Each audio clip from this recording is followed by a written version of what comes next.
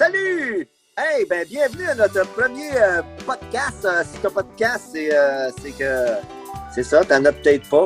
Ben écoute, on va commencer comme ça parce que c'est notre premier, et puis notre première photo, le souligner correctement. Hey, vous avez le choix de toute façon parce que là, je vais enlever des lunettes parce qu'à un moment donné, là, j'ai comme une vision comme triple, là, je viens d'arriver de dehors. Là. Oups, pélaille! OK. Bon, là, cette première émission-là, c'est une émission justement pour faire connaître des gens. C'est comme nous, là, mettons, là. On peut se faire connaître comme vous avez le choix, mettons, là, il y a 2 personnes là, pour l'instant, mais on est là avec Martine. Martine, es-tu là? Ben, je vais l'inviter, là. Ah, non, elle n'est pas ici. Comment c'est qu'elle est pas ici? Ben, Martine, elle n'est pas là.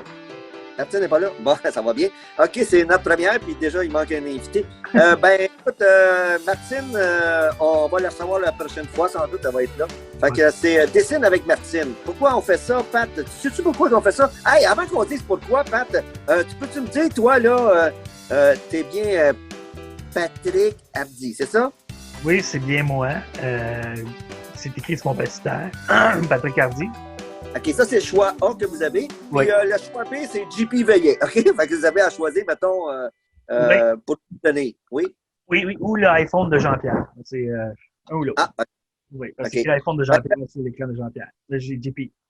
Écoute, si on se pose des questions, Pat, on peut se répondre, mettons. Là. Comme, mettons, je te dis, pourquoi on fait ça? C'est un podcast, mettons, sur le Dessine avec Martine. T'as-tu une idée, toi? Ben, moi, je me suis dit, faire un podcast sur le dessin, c'est le fun parce que, gars, c'est une des premières choses qu'on apprend à faire quand on est jeune. Hein? C'est une des premières choses qu'on fait comme expression, c'est on dessine. Oh, que dire, j'ai faim, j'en veux pipi, là. Toi, ça veut dire quand t'es né, t'as pas pleuré en sortant du ventre de ta mère. Non, moi, j'avais un crayon dans ma main, puis j'ai commencé à dessiner juste là, puis je dessinais Ah,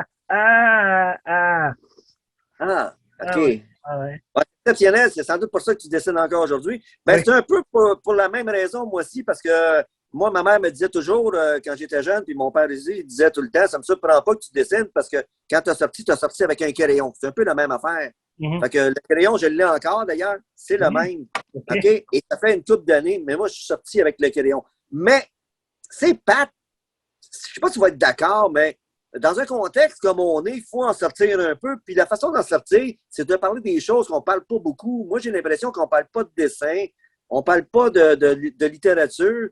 Puis pourtant, on dit que la littérature est importante, puis le dessin aussi. Puis est-ce que tu as quelque chose à ajouter là-dessus? Mettons, tu penses-tu qu'on devrait faire ça pour nous, mais pour ceux qui sont dans le domaine aussi? Oui, ben en fait, oui, parce que regarde, présentement, on est dans un temps où est-ce que les gens doivent s'asseoir puis prendre le temps de relaxer en tant que tel à la maison. Hein?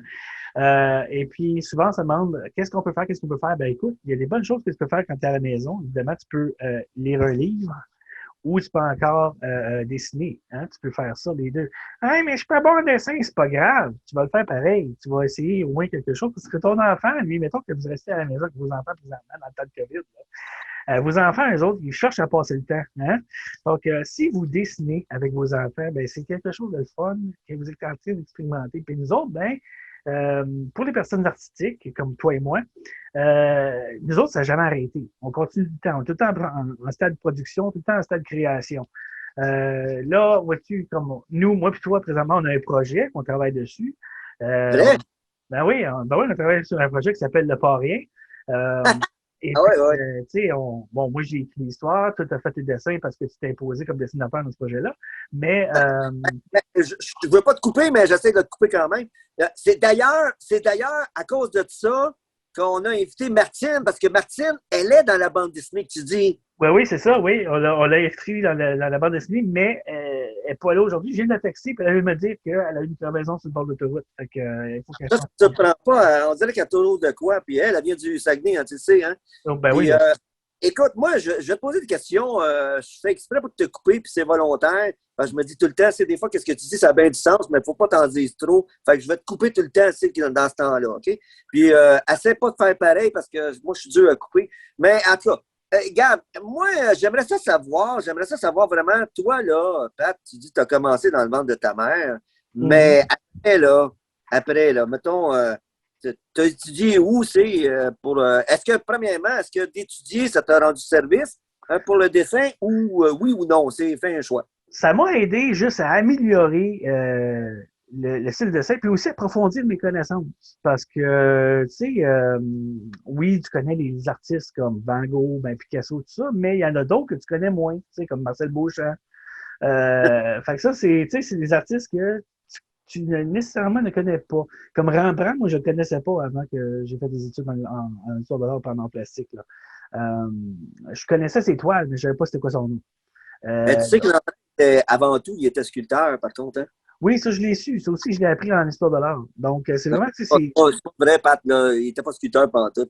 J'essayais de te mélanger puis de te couper, puis je voulais dire de quoi. Là. Comment oses-tu? Donc tu as étudié, puis tu dis que ça l'a approfondi avec tes connaissances. Ça l'a approfondi ton style de dessin, sans doute, avec tes connaissances, c'est ça? Ça m'a aidé à m'inspirer de l'art qui existait déjà, comme Dali, des affaires comme ça, tu sais. Mais surtout les cubistes en tant que tel. Moi, les cubistes, là, m'intéressaient beaucoup. C'est pas juste Picasso. En fait, Picasso, oui, il est bon, là, il est intéressant. Mais moi, c'est plutôt Marcel Beauchamp. Marcel Duchamp, excuse-moi. Marcel Duchamp, son nom. C'est parce que moi, tu viens de me faire connaître Marcel Duchamp, puis là, tu dis Beauchamp, mais tu dis, hey, là, il vient de me mêler en plus. Non, mais. Je suis sur Internet pendant que tu me parlais. C'est le fun parce qu'on est à la maison. Hein. C'est ça qui est le fun. Pendant que tu me parles, moi, je fais des recherches. Il me parle de Marcel Beauchamp. C'est qui ça, Marcel Beauchamp? Non, mais c'est Marcel Duchamp. Si je ne me trompe pas, je vais l'écrire ici. Là, oui, Duchamp, c'est Duchamp. Tu as raison. C'est ça, hein? Donc, Duchamp. Oui, c'est Marcel Duchamp. Donc, il servait des techniques cubistes pour exprimer le mouvement. Et écoute, qu'est-ce que je veux te dire, c'est qu'on ne fait pas ça, autrement dit, juste pour nous, parce que des fois, les auteurs, les artistes, en général, on va dire de nous qu'on a un ego très fort. Dans ton cas, c'était pas vrai, puis à force de te tenir avec moi, ben, ça commençait à être aussi fort que moi. Même des fois, tu dépasses. Fait que, mais c'est ça, c'est un apprentissage. C'est comme ça qu'on apprend à partager des idées, puis c'est comme ça qu'on évolue. Mais je veux que les gens sachent qu'on ne fait pas cette première série-là, parce que ça va être une série où on va parler aux gens, mais on va inviter des gens, puis pas juste des gens du Québec. On va inviter des gens du Québec, on va inviter des gens du Nouveau-Brunswick qui sont dans le domaine du dessin, qui sont dans le domaine de l'écriture. Puis c'est important que ça ressorte dans un temps comme celui-ci, puis qu'on voit que l'écriture, la littérature, le dessin, c'est très sain pour la vie. Ça a été sain pour nous. Ça nous a peut-être même sauvé la vie dans certains cas, OK, qu'on dessine ou qu'on écrit. Puis il faut que les gens prennent vraiment conscience, se sensibilisent aux produits artistiques. On en parle là, que les shows sont gelés, le cinéma, le théâtre, les humoristes. Puis je pense qu'il faut faire comme un point et de rendre sacré la littérature, le dessin, les arts d'expression, tout simplement. Oui, oui. Toute forme d'art, en fait. Tu sais, les gens qui font des créations. Moi, toutes les personnes qui sont en stade de création présentement, tu sais, tu as des auteurs, des acteurs aussi. Là, moi, ici, au Nouveau-Brunswick, j'ai beaucoup d'amis qui sont acteurs qui commencent leur carrière, qui ont commencé leur carrière pendant la pandémie, tout ça. Donc, les autres, évidemment, c'est de trouver une façon de créer leur art tout en étant cabanés dans leur maison. Qu'est-ce qu'on peut faire avec ça? Il y a eu des belles choses, des beaux projets qui sont sortis de ça. Mais oui, je trouve que c'est important justement de partager la passion de ces gens-là parce que c'est des gens qui sont extrêmement intéressants. Les artistes, les auteurs, ça, c'est tous des gens qui ont des histoires. Le mot important me revient tout le temps dans la tête, mais c'est vraiment comme c'est des gens qui expriment leurs sentiments, qui mettent leur cœur sur la table ou dans le livre, au cas tel est le cas si c'est un auteur, mais qui justement donne, qui donne, puis qui crée, puis qui crée, puis qui crée. Puis ça fait juste embellir l'entourage. Ça met du positif dans tout le négatif qu'on a présentement. Oui, ça me fait penser un peu à ce que j'ai vécu aussi dernièrement. Moi, je vais vous parler souvent des expériences que je vis parce que à la journée ou à la semaine, il y a toujours des belles choses qui vont arriver. Dernièrement, il y a une éducatrice du Nouveau-Brunswick qui a pris un de mes livres qui m'a demandé la permission de lire ce livre-là à des enfants dans une école. Et en passant, ce sont des enfants anglophones, donc le livre est francophone. Alors, ils vont apprendre davantage la langue, les tournures de phrases que moi, j'ai intégrées avec ma langue, ma façon de parler. Puis en plus, ils vont apprendre comment on peut mettre des mots en images. Et dans le cas de Blanc de nuit, parce que c'est de Blanc de nuit que je parle, le versant caché de la lune, les jeunes m'ont posé, écoute, c'était tellement fabuleux. Hier, j'ai pris le temps de répondre à leurs questions sur Facebook parce que l'éducatrice m'a envoyé toutes les questions. Puis je me suis dit, hey, je prends du temps parce que c'est tellement précieux. Moi, ça me projette parce qu'en même temps, je me dis, ils ont tellement un intérêt. Ils me demandaient comment j'avais dessiné, pourquoi j'ai dessiné, comment je fais le lien entre l'écriture puis le dessin. Ben, je lui disais, moi, c'est simple. J'ai dessiné la trois quarts de mes images de Blanc de nuit avant d'avoir l'histoire. Parce que moi, je dois voir les images et après les images vont me parler. Ça, c'est un peu particulier là, parce que c'est pas tout le monde qui fait ça. Quand tu es auteur et illustrateur, ben, ça ne veut pas dire que tu vas commencer par le dessin ou l'écriture, mais moi, je commence le trois quarts du temps par le dessin. Ouais. Fait que c'est ça qui va me projeter. Puis là, je voyais que écoute, elle va les revoir lundi, donc il va y avoir une suite à ça. Là, on est aujourd'hui jeudi, je pense. Oui, quelque chose de même. Là. Quelque chose de même, OK. Puis, une belle journée dehors en passant. Tu sais, quand on dit, là, on fait juste parler, mais à un moment donné, on va peut-être avoir des gens aussi en ondes. Ça veut dire que les gens vont nous téléphoner, on va leur répondre, puis ils vont nous poser des questions. C'est comment qu'on a fait, qu'est-ce qu'on va faire aussi, parce que oui, on a des projets. C'est le pas rien, c'est un super de beau projet qu'on a parti ensemble. Tu es hyper bon dans l'écriture, Pat, puis c'est une force. Moi, je suis hyper doué en dessin. Non, mais sérieusement, je commence à me débrouiller. Tu sais, comme tu dis souvent, je commence à me débrouiller pas mal. J'adore la perspective. Je donne les cours de dessin. Fait que écoute, les cours de dessin que j'ai donnés m'ont aidé, OK, à accumuler de l'expérience pour faire ce que je fais. Parce que là, c'est tellement rendu plus facile. Ouais. Parce que comme gymnastique, plus qu'on le dessine, plus qu'on devient habile, plus qu'on se réchauffe.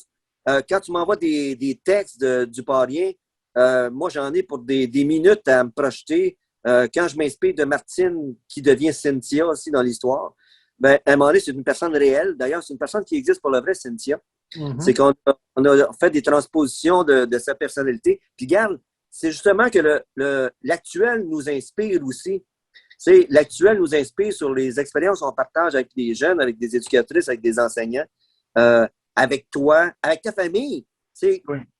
Combien de livres t'as fait, Pat, avec ton garçon? Je ne veux pas me vanter, mais je suis rendu au 13e. Mais en fait, si on compte les anglais et français, on est rendu à 13. Alice me demande des mathématiques à cette heure-ci de l'après-midi. Mon dos. Mais non, j'ai 11 livres traduits d'anglais et français, donc ça fait 22 livres d'être là, puis j'en ai 2 autres. Un dans ta maison d'édition, puis l'autre qui s'en vient dans ta maison d'édition. Fait que Puis il y en a un autre qui s'en vient dans la maison d'édition. Oui, il y en a un autre qui s'en vient dans la maison d'édition. Puis, ouais. Mais, tu sais... Alfie, ça va être ta carte d'affaires, d'ailleurs, parce que, écoute, Alfie, moi, je souligne ton travail, puis écoute, je te glorifie, je vais me placer à genoux s'il faut. S'il te plaît, s'il te plaît. Non, arrête. Arrête. Ne lâche pas ce domaine, parce que c'est vraiment le tien.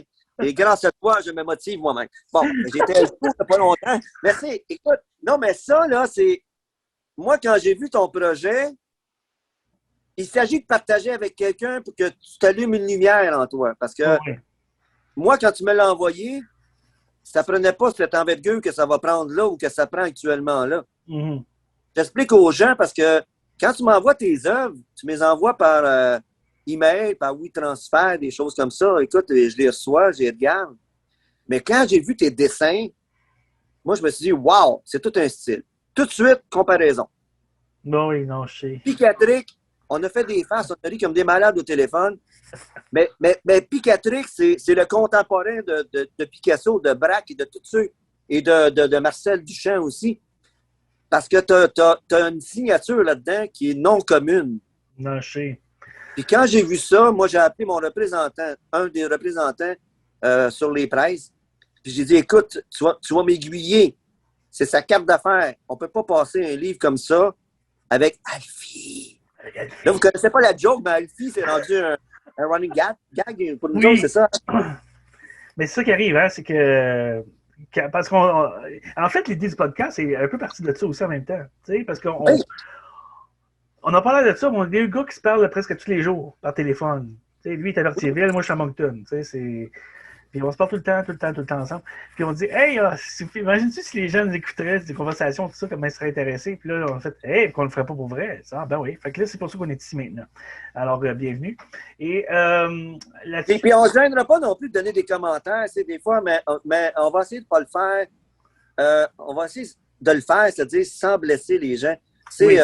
Admettons, si on prend une couverture de livre, ça se peut qu'on fasse un commentaire constructif. Puis on va dire aux gens, écoutez, c'est un point de vue, c'est une perception. Mais toi, tu es graphiste. Moi, je dessine depuis des années, moi aussi. On a un œil. Écoute, ça fait quand même une dizaine d'années bientôt là, que j'ai ma maison d'édition. Ouais. Je commence à savoir un petit peu. Puis je commence, puis je te dis humblement, là, des fois, je suis humble. Des fois. Je commence à voir, puis tu portes des lunettes. Puis j'en ai juste une paire. Là. Ah oui, c'est ça. Écoute, on commence à avoir des yeux tellement commerciaux. Moi, je m'en aperçois. Tu sais, quand je t'envoie un dessin du parien, que tu reprends ma page couverture avec ton œil de graphiste, wow, c'est ça qui fait une équipe. Je sais. On n'est pas tout seul. Puis l'autre chose, ça nous prend des correcteurs, des correctrices, des réviseurs de qualité. Ça, maintenant, on l'a. Mais il y a de ça 2-3 ans, j'avais juste une correctrice. Hein. Puis j'ai commencé à avoir un réviseur. Puis après, je me suis dit, wow, c'est trop important, c'est trop important. Il y en a qui disent, ouais, mais des fois, il y a des coquilles qui se sont laissées aller. Ben oui, il n'y a pas de livre parfait. L'être humain est imparfait. Là. Alors, permettez-nous parfois de laisser, en se fermant les yeux, c'est une erreur parce qu'on est humain. Puis ça se peut que dans un trait de dessin, je manque un trait, puis je vais avoir une efface. Puis ça se peut que dans un livre, qu'il y en ait eu. Puis je me dis, ben les gens sont tellement gentils, OK?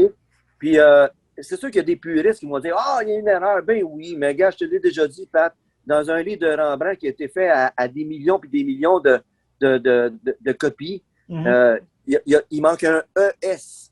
Oui. Je vais te donner, moi, à l'éditeur puis dire à l'éditeur français, ben excusez, il vous manque un ES. Ben non, mais regarde, je l'ai corrigé dans mon livre, puis je me suis dit, hey, ils sont humains, eux autres ici, là. Ils sont humains, puis ils ont eu un début, eux autres ici, puis et là, ils ne sont pas au début, puis dans le livre, il y a encore une erreur. Puis je me dis, ben là, regarde, je suis capable de le comprendre, le livre, puis je ne suis pas si puriste que ça. Mais je comprends, par contre, qu'avec les erreurs, on peut se construire soi-même, puis être de mieux en mieux. Oui. C'est peut-être pour ça que je me fais entourer de toi, que je me fais entourer de ta famille qui est inspirante. T'sais. Ton gars, Sam, est inspirant. Puis Diane te donne des super de belles idées pour le parien. Effectivement, j'ai peur. J'ai décidé de tuer des gens, de les oublier des gens, puis elle me donne des idées. Je suis comme, non, as-tu des idées? En tout cas. Mais on va parler un peu de Jean-Pierre, parce que tu sais, on ne connaît pas trop non plus. Hein? Jean-Pierre Réveillet, tu sais, bon, oui, il a sa maison d'édition. Bon, OK, oui, il dessine depuis des années, blablabla. Mais où c'est qu'il a étudié, Jean-Pierre Réveillet? Écoute, moi, j'ai étudié, je l'ai fait par plusieurs étapes. Hein. J'ai commencé ici à Berthierville, aux écoles primaires. J'étais au secondaire, j'ai été à Joliette. Puis à Joliette, je me suis fait refroidir parce que Joliette, pour moi, il y avait certaines personnes là qui étaient un petit peu comme, mettons, qui ne touchaient pas à terre. Puis moi, je touche à terre plus souvent qu'autrement. Puis j'ai eu de la difficulté avec certaines personnes à Joliette parce qu'il y avait du snobisme. Puis ça, moi, le snobisme, j'ai un peu de difficulté avec ça. Je vais accepter maintenant, je vais le regarder d'un autre œil. Mais j'ai eu tellement de difficultés que oui, j'ai arrêté le cégep après 1 année et demie. Puis j'ai vraiment arrêté d'une façon brute. Là. J'ai arrêté ma session bang. Puis c'était des sessions que je performais. Puis j'ai vraiment laissé l'école. On parle des années 80, là, exactement 1980. Puis autrement dit, quand j'avais 4 ans. Hein? Autrement dit, quand j'avais 4 ans. Non, excuse-moi. 6 ans. Attends, ça ne pas Harry Potter, là. Puis il est sorti, il est dehors. OK. Puis ben, regarde, écoute, moi, des fois, je me laissais atteindre par les gens à ce moment-là, puis ça me touchait vraiment, c'est des fois de me faire juger. Puis j'ai arrêté l'école complètement. Là. J'ai vraiment comme, quand on dit j'ai freiné les études, je ne pouvais plus sentir les livres. J'ai arrêté complètement. J'ai été travailler à SAQ dans le temps. J'ai été faire des tuyaux de plastique, c'est la Canron. Puis j'ai fait ça mon été. Écoute, je travaillais comme un fou. Puis en plus, je faisais de la discothèque mobile. Parce qu'à cette époque-là, je commençais en 79 à faire de la discothèque mobile, donc à devenir animateur, mais surtout des disques jockey. Et puis, je gagnais ma vie. Écoute, je ne vivais plus que de ramasser de l'argent. OK? Je me disais, je veux ramasser de l'argent. Puis mon père me disait, qu'est-ce que tu vas faire dans la vie? Tu fais tout ça d'affaires, puis es-tu capable d'être fixe à une place? C'est sûr, je comprends mon père. Il travaillait depuis 30 ans à l'Hydro-Québec. Puis lui, c'était son emploi de sa vie, tu sais. Puis moi, je me disais, oh, je peux pas utiliser tout mon temps pour une compagnie. Puis j'avais de la difficulté. Fait que, donc, j'ai été commis à SAQ. J'ai fait de la manutention pour des tuyaux de plastique. Écoute, j'ai adoré ça. J'avais d'ailleurs un Espagnol qui était mon boss qui disait tout le temps, toi, tu ne resteras pas longtemps ici, là. Parce qu'il me voyait aller et il disait, je te fais faire tous les jobs possibles parce que j'en profite, parce que tu es flexible. Tu sais, je m'adaptais à tous les jobs. Puis après, je lui ai dit, il était tellement triste de ça, ce monsieur-là. Je me souviens, M. Messerès. Puis il m'avait dit, toi, il dit, je suis content de t'avoir rencontré, mais il dit, dans ta vie, tu ne t'arrêteras pas là. Parce qu'il dit, tu as trop d'énergie. Fait qu'il dit, je suis content. Il dit, là, tu vas aller aux études où? Puis ça a été une des premières personnes que j'ai dit, regardez, je me suis inscrit dans un collège privé. Puis je veux être entouré, je veux que les gens m'entourent parce que sinon, je vais déborder. Puis je vais lâcher prise. Et écoute, le collège que je me suis inscrit, c'est Jean de Brébeuf. Okay. Fait que s'il y a un collège qui mérite une mention au Canada, c'est bien lui, parce qu'il y a beaucoup de personnes qui ont été aux études là, qui sont connues maintenant. Mais moi, j'y allais parce que j'étais... D'ailleurs, le directeur m'avait dit, je te laisse une session, une chance, une session, une chance. Je dis, c'est quoi la chance? Et si tu débordes comme tu as débordé à Joliette, c'est fini, tu retournes chez vous. Je fais aïe aïe. Ça veut dire si je manque un cours, si j'ai en dessous de... Parce qu'on me disait, si tu rentres ici, aucune note en bas de 75. 75. Ouais, c'est ça. Fait que déjà, le stress était de mon côté. Mais il y avait encore des frères à l'époque qui enseignaient. Il y avait des gens qui me suivaient. Écoute, comme j'avais l'impression que j'étais tenu par la main, c'est ça. J'étais tenu par la main par des enseignants qui me disaient tu peux pas passer au côté, c'est ta dernière chance, t'en as une. Okay. Fait que j'étais résident.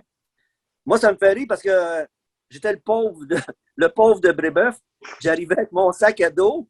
Dans mon sac à dos, j'avais un système de son, j'avais les livres que j'étudiais, j'avais mon linge, j'avais mon lunch, j'avais un peu d'argent que ma mère, mon père me donnait.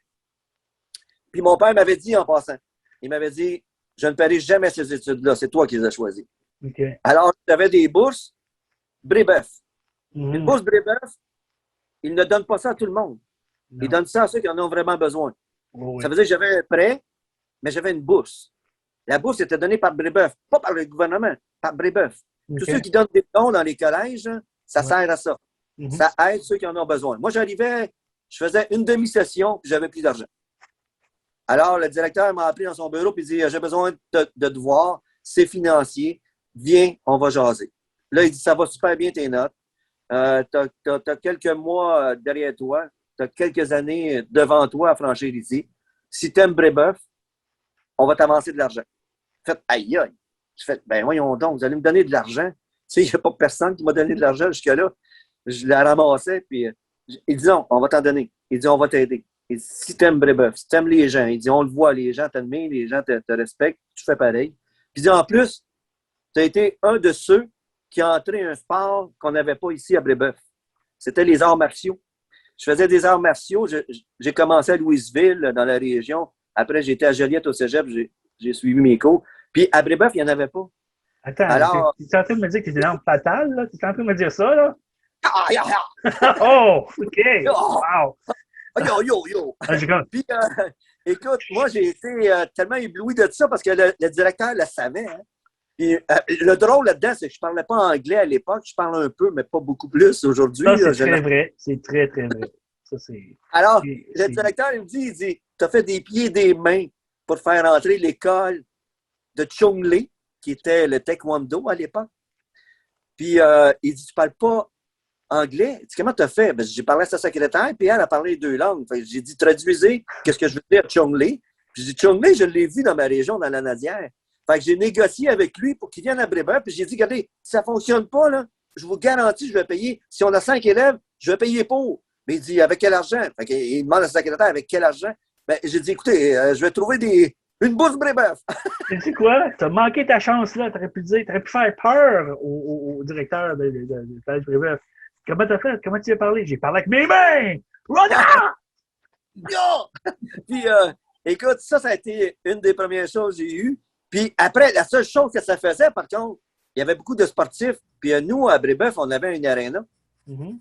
Alors, quand j'allais jouer au hockey, j'étais, mettons, sur une échelle de 1 à 10, au hockey, j'étais peut-être à 5. Tu sais, j'étais pas dans les meilleurs. Hein? Et à la grandeur et au poids que j'avais, j'étais pas dans les meilleurs pour plaquer le monde. Écoute, j'arrivais sur eux autres puis je tombais à terre. Fait que, alors là, les gars, par contre, ils savaient que je faisais des arts martiaux parce qu'on avait les gymnases. Nous autres, le soir, moi, j'étais résident. Fait que je descendais au gymnase peut-être 5 jours sur 5. La fin de semaine, je revenais chez nous, chez mes parents, à Berthier. Mais la semaine, je me faisais défier dans les corridors. Ah oui. Ah oui, c'est vraiment... Bruce Lee était pas loin. Attends, là. T'es le Karate Kid de Montréal. C'est ça que t'es en train de dire? Non. Hey, des fois, écoute, je me suis fait avoir dans un corridor avec un gars qui mesure 6 pieds 2. Puis je me souviens, il s'appelle Savard. S'il m'entend, s'il entend ça un jour, il va dire c'est de moi qui parle. Savard, 6 pieds 2. Puis lui, il me dit au bout du corridor, Veillette, c'est ta journée. Je vais oh mon maudit. Puis c'était sportif, c'était pas agressif, c'était sportif. Mais quand il m'a pris dans le corridor, là, c'était vraiment comme il voulait m'essayer dans le corridor. Là, dans le corridor comme ça. Puis je me souviendrai tout le temps, je me suis servi des rebords de fenêtre du gymnase parce qu'on était au 2e étage. Puis quand on regardait par cette fenêtre-là, on voyait le gymnase. Je me suis servi des rebords de fenêtre, puis j'étais comme chanceux parce que j'étais toujours en espadrille. Et je marchais sur les vitres, mais il me retenait le cou. Puis j'ai marché, puis j'ai été au plafond. Ben, au plafond de la fenêtre, il faut s'entendre, je ne suis pas assez grand. Et là, je l'ai fait verser sur le dos. Quand il est tombé sur le dos, j'ai juste entendu « Ah! » Puis là, je le regarde, je dis « Hey, ça va, ça t'a fait mal, quoi? » Je dis « Écoute, excuse-moi. » Il dit « J'ai perdu le souffle. » Puis il était plus capable de se lever. OK? Écoute, 6 pieds 2, tu tombes à l'envers sur le dos, puis tu as quelqu'un que tu retiens par le cou, qui te pousse. Ben, il est tombé comme une planche. Puis là, j'étais assez mal. J'ai dit, hey, ça va, regarde, es-tu capable de te lever? Il dit, j'ai mal dans le dos. Il dit, ça fait mal. Hey, ça a pris peut-être une demi-heure le lever de là. J'ai dit, écoute, on fera plus ça. Si tu veux qu'on fasse du sport, viens au gymnase le soir, on va en faire. Mais pas au corridor. Ben, c'était juste pour le fun, je le sais. Mais c'est, puis il y a eu toutes sortes d'aventures dans des ascenseurs, les gars essayaient de m'affronter. Écoute, c'était vraiment comme... des fois, je disais aux gars, ben oui, on prenait des gageux. Dans ce temps-là, il n'y avait pas du sport extrême comme on en connaît aujourd'hui. Oui.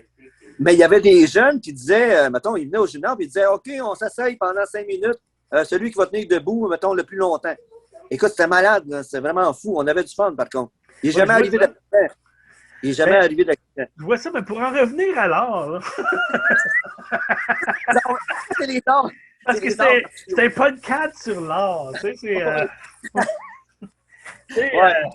Ben, regarde, pour faire mes études, c'est que j'ai arrêté Brébeuf avec un certificat en main, mon diplôme d'études collégiales. Puis j'étais vraiment content. La seule chose qu'il y a eu, c'est que vu que j'étais comme un peu à l'époque un peu malchanceux, c'est que moi, je faisais des travaux pour des gens qui n'étaient pas en art plastique, mais qui avaient parfois des cours d'art plastique dans les horaires. Puis je faisais des travaux pauvres. Donc, mon nom, il s'étendait. J'étais capable de faire des travaux pauvres. Ils mettaient le nom là-dessus. Puis il me payait parce que moi, je ramassais de l'argent comme ça. Oui. La seule chose que ça a fait, c'est qu'à force de faire parler de soi au Collège Brébeuf, c'est que avant de présenter mon dossier à l'UQAM, j'ai tout fait voler mon portfolio. Oh non! Tout mon portfolio, les objets 3D que j'avais fait, les sculptures. Et je suis sûr qu'il y a quelqu'un qui a été accepté à l'UQAM à ma place avec mes travaux. La seule chose qu'ils ont changé, c'est ma signature. Ils ont mis la leur. Puis moi, ben, quand je me suis inscrit à l'UQAM, ben, j'avais absolument aucun dossier à présenter. J'avais juste les dossiers que j'ai réussi à avoir de cégep, du cégep de Joliette. C'était pas assez. Fait que j'ai été refusé. J'y suis allé pendant 2 semaines, là, puis finalement, ben, il disait si tu n'as pas assez de preuves comme quoi tu as fait telle chose.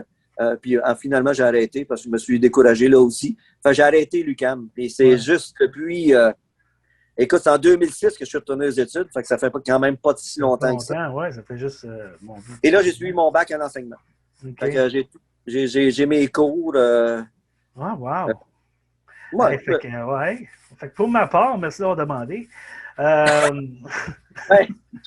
m'en allais te dire, Pat, c'est vrai, hein? t'as fait l'étude, tiens.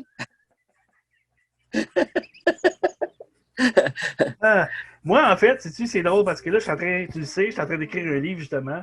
Puis ça part un peu de ce livre-là que j'ai commencé à faire des études en plastique. Parce qu'avant, moi, je m'en lançais en sciences humaines avant, en informatique et sciences humaines. Moi, c'était ça le domaine que j'avais pris, cégep aéronautique, moi, là.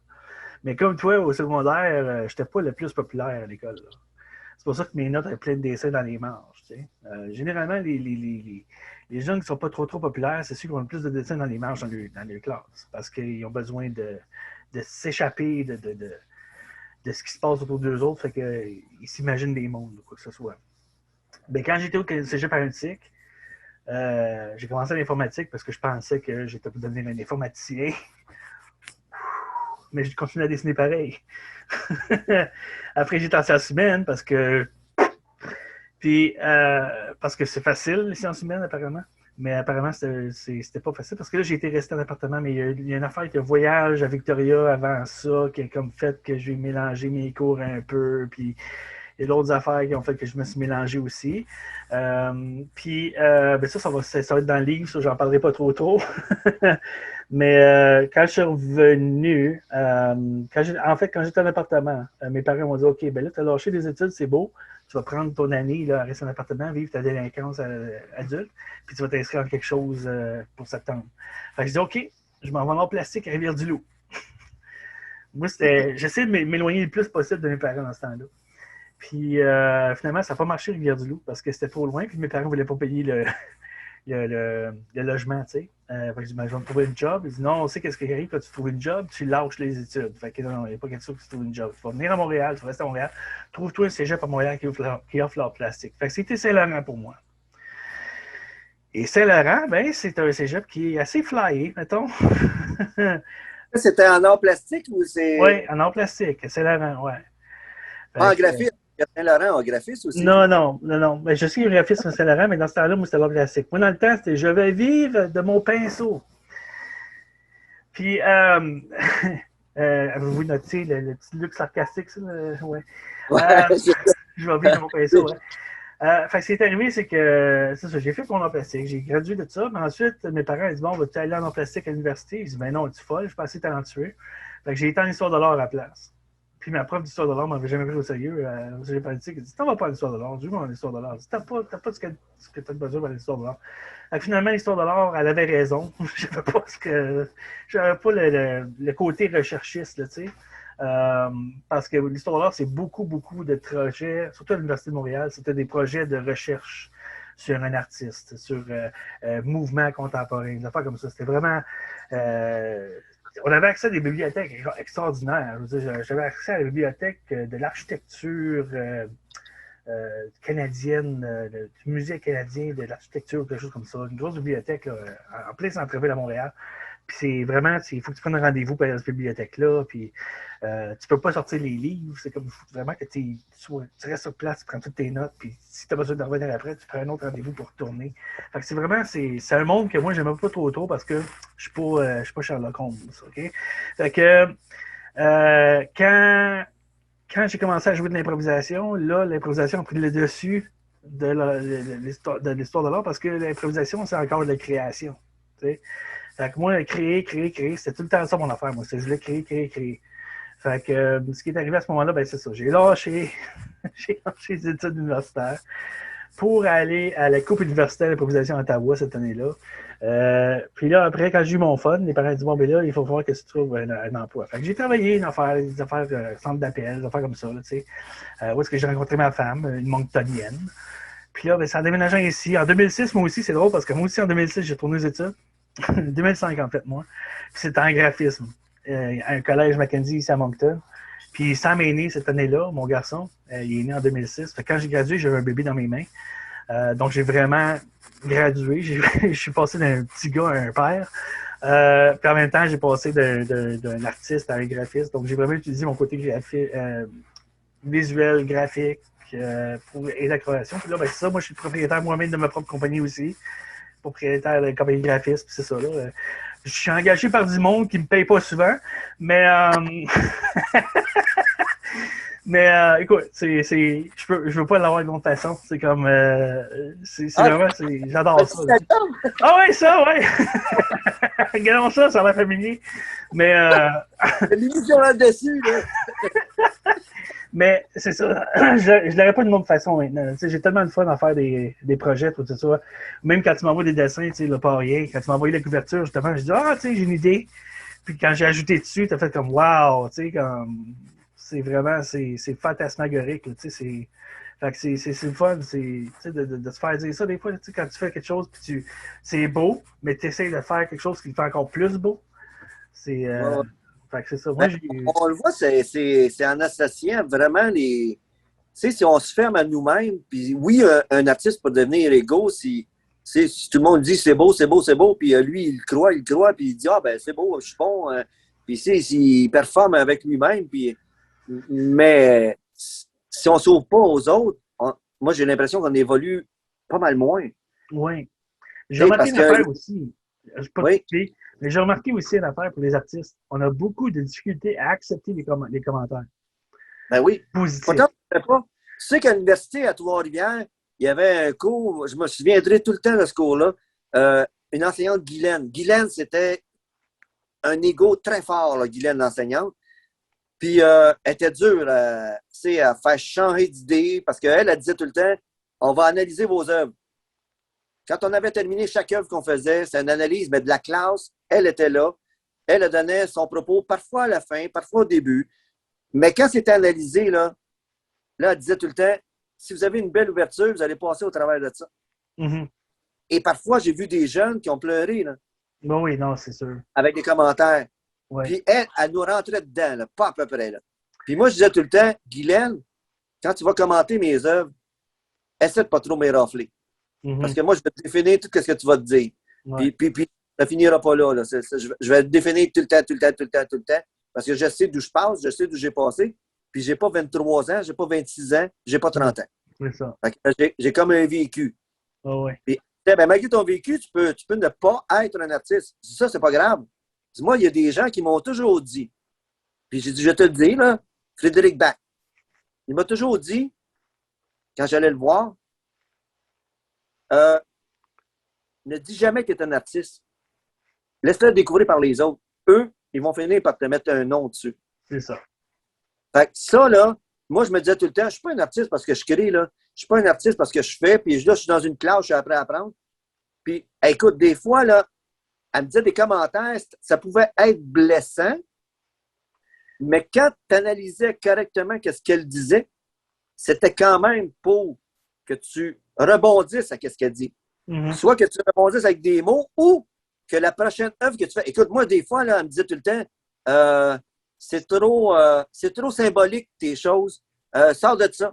Sors de ça. Je dis, OK, regarde, je vais sortir de ça. Je vais te faire 2 œuvres. Je vais t'en faire une comme je veux, puis une comme tu veux. Fait que, quand elle corrigeait 2 œuvres. Pas une, 2, pour le même sujet. Mm-hmm. Puis j'étais bien plus à l'aise. Oh oui.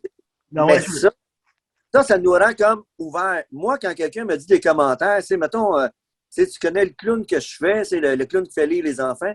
Ah oui, quand quelqu'un me dit un commentaire sur le clown, que ce soit un bon ou un mauvais, pour moi, il n'y en a pas de bon ni de mauvais. Il y a des commentaires. Ma réponse, par contre, elle doit être ajustée à la personne. Tu sais, je me souviendrai tout le temps d'une dame de 70 ans presque qui m'avait dit « J'aime pas les clowns. Les clowns me font peur, puis les clowns sont hypocrites. » Écoute, quand j'ai entendu ça, j'ai fait un pas derrière dans le kiosque, puis j'ai dit à la dame « Vous avez raison. Vous avez raison. Je suis hypocrite. Je suis vraiment hypocrite. Je suis un clown. Mais vous n'aimez pas les clowns. » C'est difficile de dire un clown, vous n'aimez pas les clowns, donc, mais vous avez raison. Je suis hypocrite. Mais si je vous parle de mes malheurs, puis je vous fais pleurer, vous allez dire que je suis un clown qui touche les gens. Mais vous allez pleurer parce que vous êtes empathique avec ce que j'ai vécu. Ouais. Mais là, vous ne savez pas qui je suis. Je suis un être vivant derrière un costume derrière un maquillage qui essaie de passer des messages toujours positifs aux gens. Ouais. Alors, je vous dis merci de m'avoir fait découvrir que je pouvais vous répondre correctement. Parce que si j'arrêtais un auteur et vous dites « je t'aime pas la face », ben, peut-être que l'auteur a été... L'auteur a dit « ben madame, vous êtes bien bête. » Non. Mais le clown, il ne pouvait pas dire « elle est bête ». Il pouvait juste lui dire « je suis un clown qui donne de la joie normalement aux gens qui sont devant moi, les enfants et la famille. » Alors, si vous me permettez, je vais vous parler des choses qui sont belles. J'ai dit, je vous tends un livre. Je ne veux pas le savoir. Elle dit, c'est un livre sur les clowns. Ben, j'ai dit, regarde, tournez-vous de bord, placez-vous de dos, puis je vais vous laisser le livre par-dessus votre épaule, dans vos mains, sans que vous voyiez le clown. Fait que là, elle avait le livre dans ses mains. J'ai fait une lecture du 4e de couverture. Et après quelques secondes, tu sais, elle s'est tournée de bord, puis elle avait une petite larme à l'œil. Puis j'ai dit, pourquoi? J'ai dit quelque chose qui vous a blessé. Elle dit, non, pas du tout. Elle dit, tu m'as dit juste une phrase, puis elle dit, c'est sur ça que j'ai enclenché. Elle dit, tu m'as dit, pardonnez-vous quelque chose que vous ne vous êtes pas pardonné lorsque vous étiez plus jeune ou là. Okay. Et si ça va être pardonné, vous allez pouvoir me regarder avec d'autres yeux. Mm-hmm. Puis là, elle dit ça, elle dit, j'y ai pensé, puis elle dit, au moment où j'ai lu ton 4e de couverture, je me suis dit, je viens de guérir un petit peu parce que je parle à un clown. Là. Puis elle s'est tournée, puis là, elle a réfléchi, puis elle a dit, je suis déjà en marche de guérir un peu. Mais puis elle est partie avec mon livre, puis elle a dit, définis-moi ton livre. Ben, j'ai dit, c'est simple. À la fin du livre, il y a 3 questions magiques. L'invention du clown, il y a 3 questions magiques à la fin. Puis vous allez pouvoir vous découvrir vous-même. J'ai dit, je suis content de vous avoir fait faire une réflexion parce que vous me donnez l'ouverture puis la joie de savoir qu'un jour, quand je vais être rendu à votre âge, je vais encore me dire que j'ai des choses à apprendre.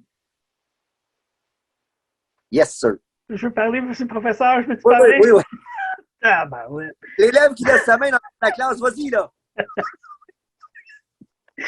Non, mais juste le fait que tu l'as fait se retourner devant un clown, juste ça.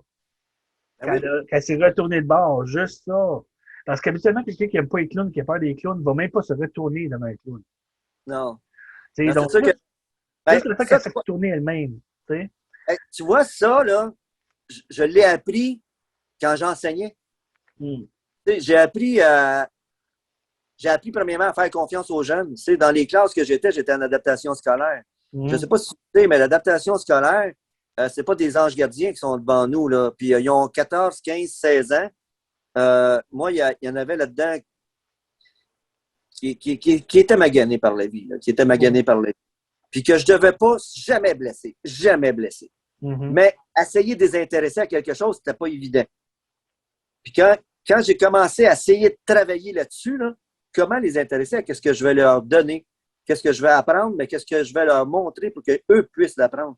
Puis moi, j'ai appris d'eux autres, là, puis je me souviendrai tout le temps quand je vais dans les coins où j'enseignais à Sainte-Julienne, puis que je les rencontre dans la rue, puis qu'ils me reconnaissent, là, ben c'est les premiers qui m'envoient la main. Puis ils me disent « Hey, tu savais pas, j'ai eu un enfant. Hey, oh, j'ai été avec une fille pendant tant d'années. » Je fais « Hey, je suis assez content. » Tu sais, je me dis, ces jeunes-là, ils m'ont retenu, puis moi aussi, je les retiens parce que ça fait partie de ma grandeur, si on peut dire grandeur, quand on pas lu, là. Ouais. Mais ça, là, ça se retrouve dans ma littérature, ça se retrouve dans mes dessins, ça se retrouve dans la façon de parler à quelqu'un. C'est sûr que je suis quelqu'un qui est toujours enjoué parce que pour moi, c'est une belle façon de se présenter. Mais je suis quelqu'un qui a été blessé aussi. Fait que je me dis, ben, je montre pas mes blessures me regardent. La seule chose que je montre, c'est je montre qu'on peut avoir du plaisir en quelques secondes, quelques minutes. Puis si on en a pendant des heures et des heures, bien, ça fait qu'est-ce qu'on fait ensemble. Hein? Ça fait qu'on fait une œuvre parce que le pas rien, c'est une œuvre. Oui. Tes livres de Sam, mon ami Sam, ce sont des œuvres. Tu es un expert. Et puis ça prend un autre œil des fois pour le voir. Parce qu'on ne le voit pas toujours, ça. On ne le voit pas toujours. Ça prend quelqu'un autour de nous autres. Ça prend bien du monde des fois. Puis ça prend une personne qui va te dire écoute, Pat, qu'est-ce que tu fais? Ça a bien de l'allure. Tu ne dois pas le faire juste au Nouveau-Brunswick. Viens le faire au Québec. Puis après, on ira en Ontario. Puis regarde, on s'est dit qu'on irait dans l'Ouest canadien faire des tournées. On va y aller. Il faut, parce que oui, je veux revoir l'Ouest canadien. Ben oui. Je veux le revoir. Je veux le voir sobre. Tu sais, c'est un peu... Donc, notre podcast, le premier, c'est de se faire connaître, nous, qu'on soit connus, reconnus peut-être par ceux qui vont nous regarder. Ouais. suscite l'intérêt, peut-être rester du début jusqu'à la fin, parce que les prochaines vont être les prochaines émissions qu'on va faire, ça va être vraiment différent de celle-là. Là. Oui, Jean-Pierre va parler beaucoup moins dans les prochaines émissions. Oui, oui, parce qu'on va faire parler les gens qu'on va rencontrer. Oui, non, c'est ça. Il y a des gens qui font de la bande dessinée qui sont en Europe, puis il y a des gens qui en font au Québec. Dans les salons du livre, on commençait à voir que le dessin était agréable. Il y avait des concours. Puis moi, je l'ai proposé à d'autres auteurs qui sont de Québec, d'autres illustrateurs qui sont de Québec, de la ville de Québec. Puis je me dis, tout ça, là, ça fait un tout. Ça fait un tout parce qu'il n'y a pas de compétition, moi, pour moi. On est des associés de la vie, puis les associés de la vie, ça doit collaborer, ça doit faire avancer quand ça peut, ça doit projeter, puis la lumière ne doit pas être juste sur soi, la lumière est sur toi, la lumière est sur moi, mais la lumière est sur ceux qui vont être dans le podcast, puis ça va être bien, bien le fun, ça va être cool, puis en même temps, ça va être une émission de partage, puis j'espère que ça va devenir essentiel pour des gens qui ne pensaient pas que le dessin et l'écriture était essentiel. Ça, c'est notre but. Moi, c'est mon but, en tout cas, le personnel. C'est de montrer que le dessin n'est pas juste un dessin. On dévoile des choses qu'on voit. Puis l'écriture, on décrit des choses qu'on a vécues ou qu'on voudrait vivre. Parce que dans le cas, c'est des choses que j'aimerais vivre. C'est moi, Beldi, j'aimerais ça qu'il soit à côté de moi parce que l'hérédie, je la ferais utiliser. Puis toi, c'est pareil. Alfie, c'est majeur. Écoute, ça va être un des premiers livres qui va avoir des couleurs Pantone dedans. Oui, j'ai hâte de le voir. J'ai hâte de le faire sortir, en fait. Comme de voir les dessins dans une autre sorte de couleur. Parce que, je veux dire, je les ai ici, évidemment. Les dessins originaux, je les ai ici, mais les voir publiés dans un livre avec les couleurs Pantone, ça va exploser. Là. C'est bien le fun. Écoute, c'est ça. Puis, une maison d'édition comme j'ai, c'est pas juste une maison d'édition pour son nombril personnel. Non. C'est une maison d'édition pour faire connaître, faire valoir, puis valoriser aussi, parce qu'il y a des auteurs qui sont pas très valorisés. Là. Quand ils arrivent, qu'on choisit un livre, puis que l'auteur se questionne, puis dit « Ah oui, pourquoi moi, puis pourquoi je vais être édité? Tu m'as choisi. » Oui, parce que j'ai choisi. Au-delà de l'auteur, au-delà de l'illustrateur, il y a l'être humain. Puis l'être humain, pour moi, c'est primordial. Il y en a qui vont se valoriser parce que là, maintenant, il y a un livre qui va être lancé sur le marché. Puis là, je ne mets pas de nom avec ça, mais il y en a qui ça lui prend ça pour se sentir valorisé. Il y en a qui ne le sont pas actuellement. Puis je le vois chez des jeunes aussi. Je l'ai vu chez des jeunes. Puis je le vois chez des adultes. Tu sais, les adultes peuvent avoir 65 ans, puis sont. Non, aucune estime de soi. Ils font des choses, mais non, c'est pas bon. C'est pas beau. C'est pas correct. Mais voyons donc. Ça, cette réaction-là, ça, je l'ai souvent quand je fais des dessins moi-même. Je regarde, qui c'est qui va acheter ça? Ben, tu vois, ça l'a fait ça peut-être dans les premiers, moi. J'étais en doute. Dans le premier que j'ai fait, le premier Blanc de nuit, le conte de Noël, j'étais en doute. J'étais en doute parce que je voyais pas un avenir. Je voyais un avenir, mais pas très loin. Je me disais, un livre, ça doit vivre 2-3 mois, puis c'est assez.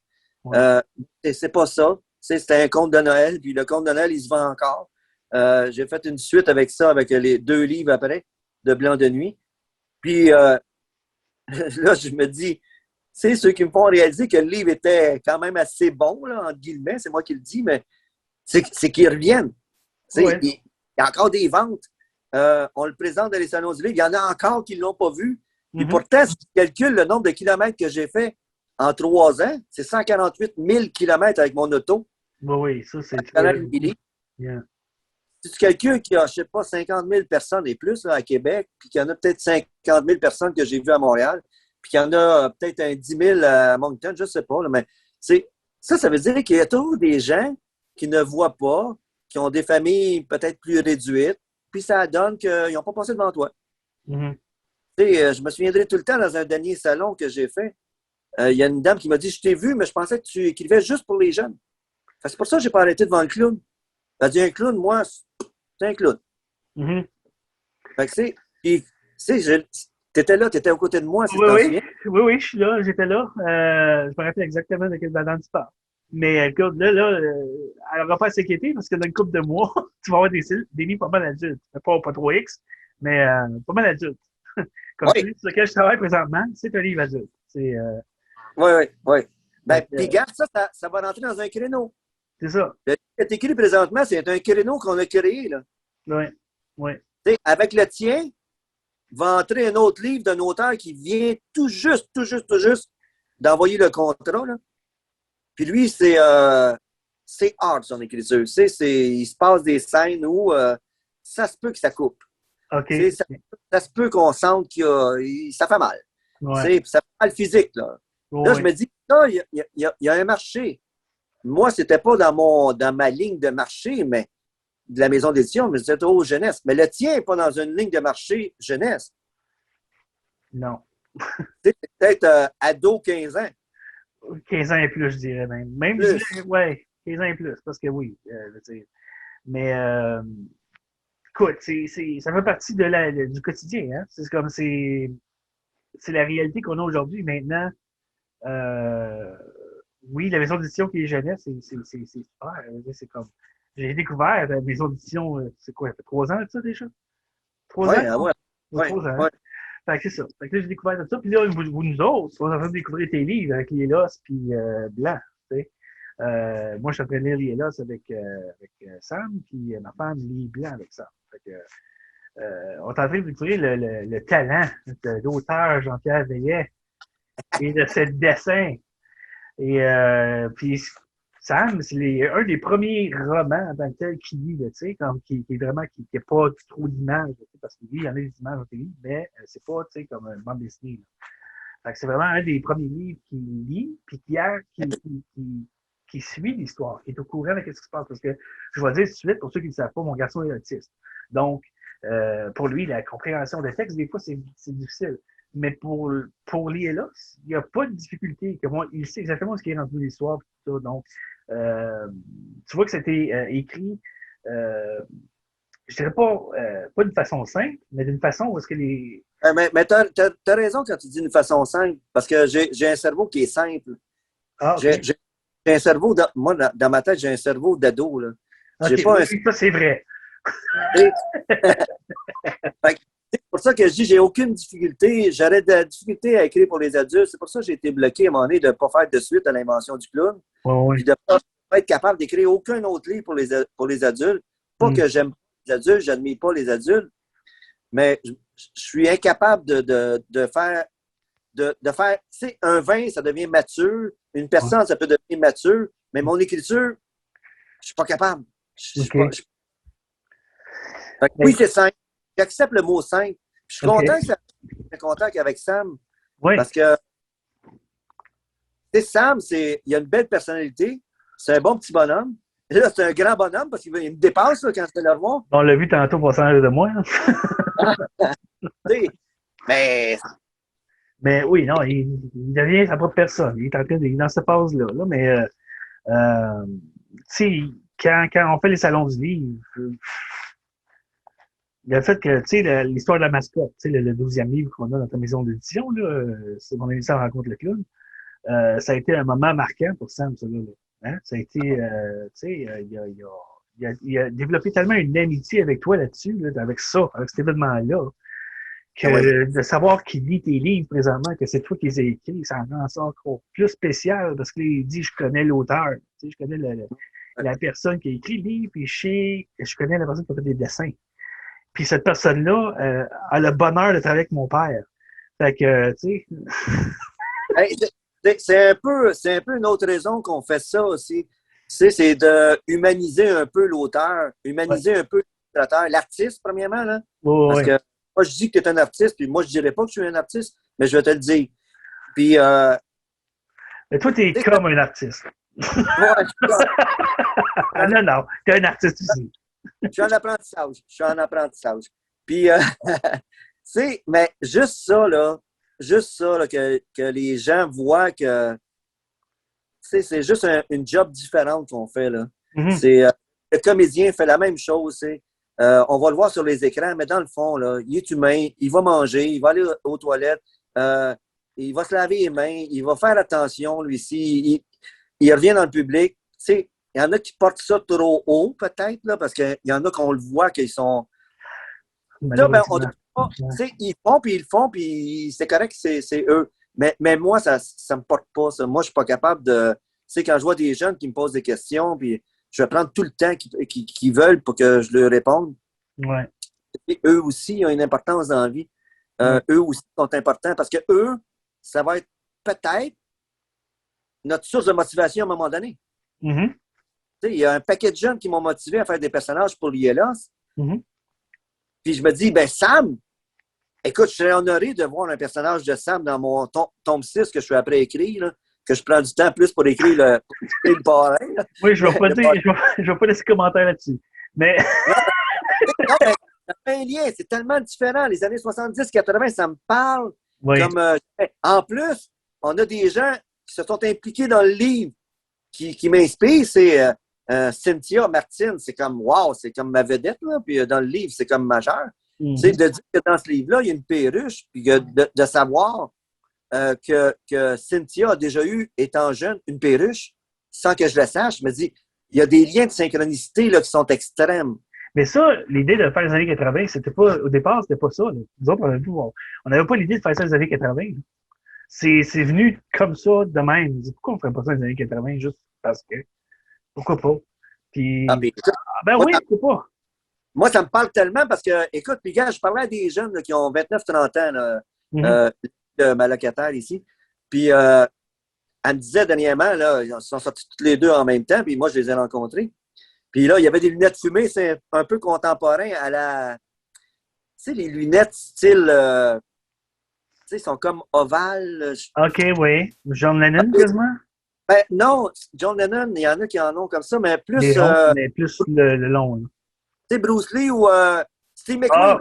Ah, OK, oui. OK. Elle avait exactement ces lunettes-là. Fait que là, on a parlé sur. Hey, si t'as des lunettes, dis-toi, t'as des lunettes contemporaines. Mais dis, elle a des lunettes un peu James Bond, Steve McQueen. Là. Elle dit oui. Écoute, c'est les années 70-80, ça, c'était en plein dedans. Oui. Elle dit oui. Elle dit, écoute, moi, je suis pas né au bon moment. Puis la fille, elle a peut-être 30 ans. C'est comment ça, t'es pas né au bon moment? Elle dit non, elle dit la musique des années 70 à 85, elle dit ça me parle tellement. Elle dit j'en ai dans mon écouteur, là, sur mon cell.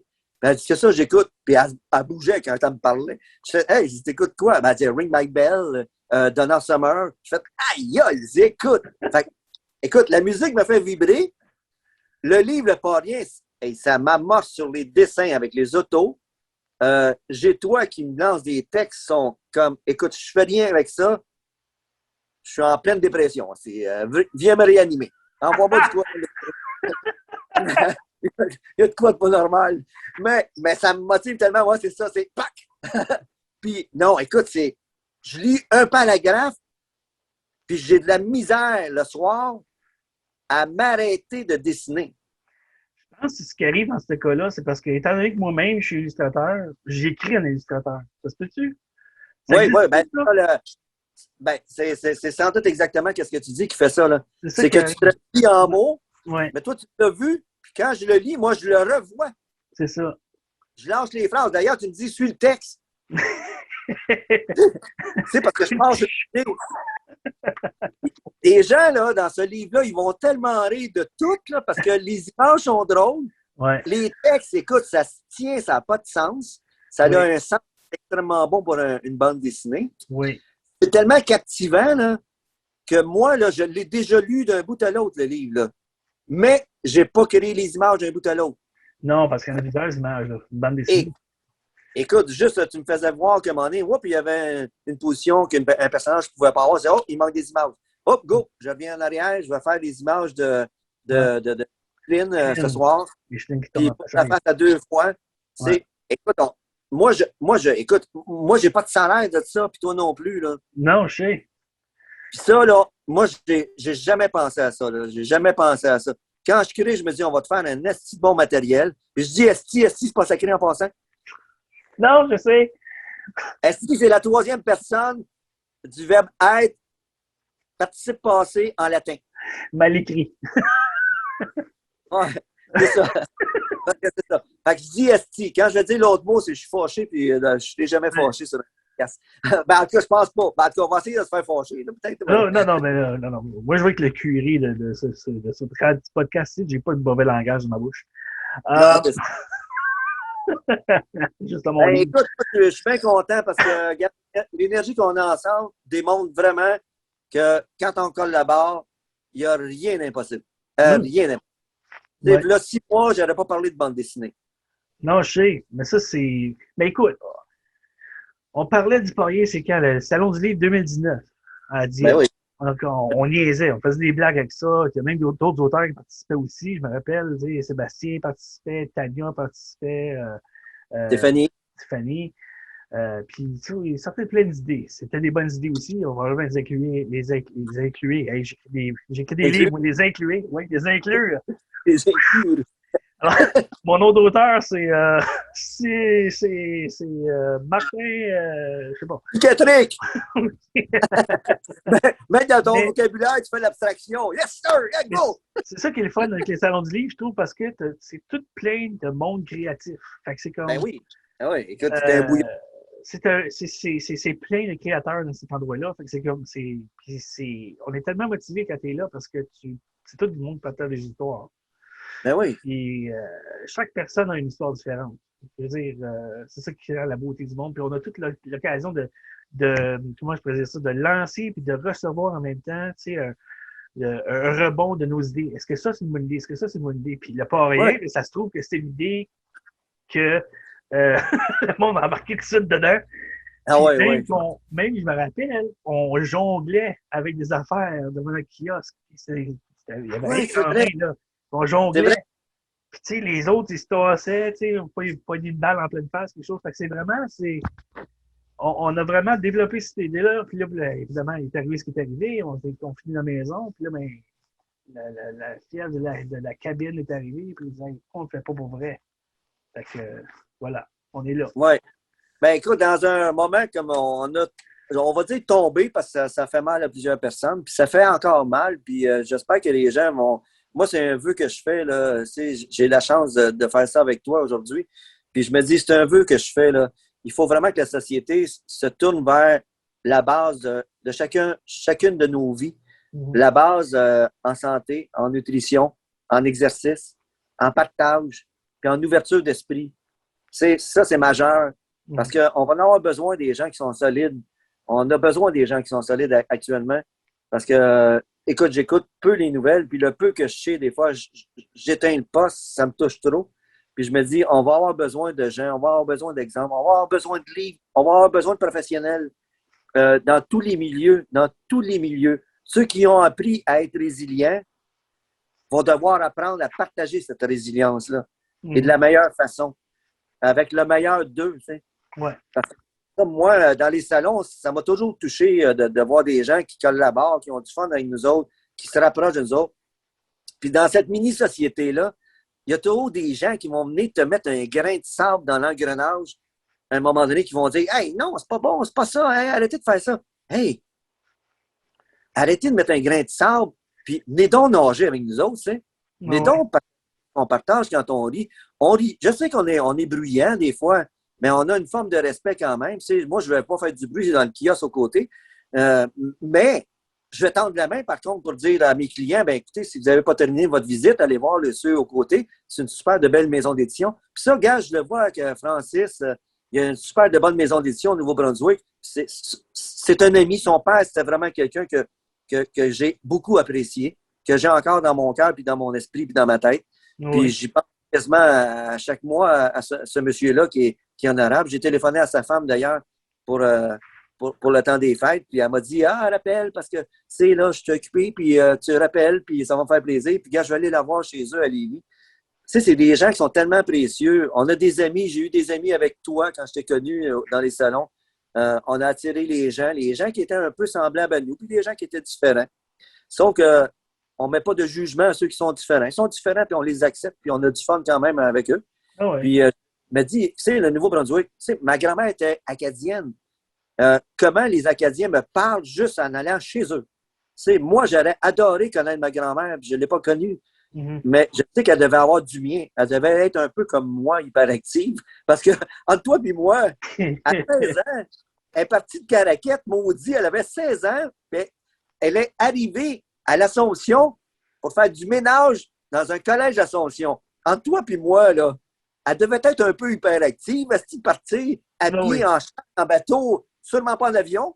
Non, mais probablement, ouais. Non, à pied, probablement, ouais. Écoute, c'est imaginable. Je ne connais même pas son cheminement. Puis un jour, je vais le découvrir parce que ça m'intéresse. Comment une femme et comment un homme aurait pu faire aussi, parce qu'il y a des hommes qui le faisaient, aurait eu le gars. Tu parles des hommes qui partent sur le pouce, là? Tu parles de ces hommes-là? Oui, toi, tu l'as fait. Chuch! Puis moi, j'ai pas eu le gosse de le faire parce qu'à ton âge, je te disais, quand tu avais ton âge, ben, j'étais plus vieux, mais je pensais encore à ça. Moi, je voulais aller à Vancouver. Puis j'ai pas eu le gosse de le faire. Non, moi, c'était. Non, j'ai pas eu de guts. Moi, j'allais sur le pouce à Montréal, puis je revenais, puis j'allais sur le pouce à Québec, puis je revenais, puis j'en avais assez.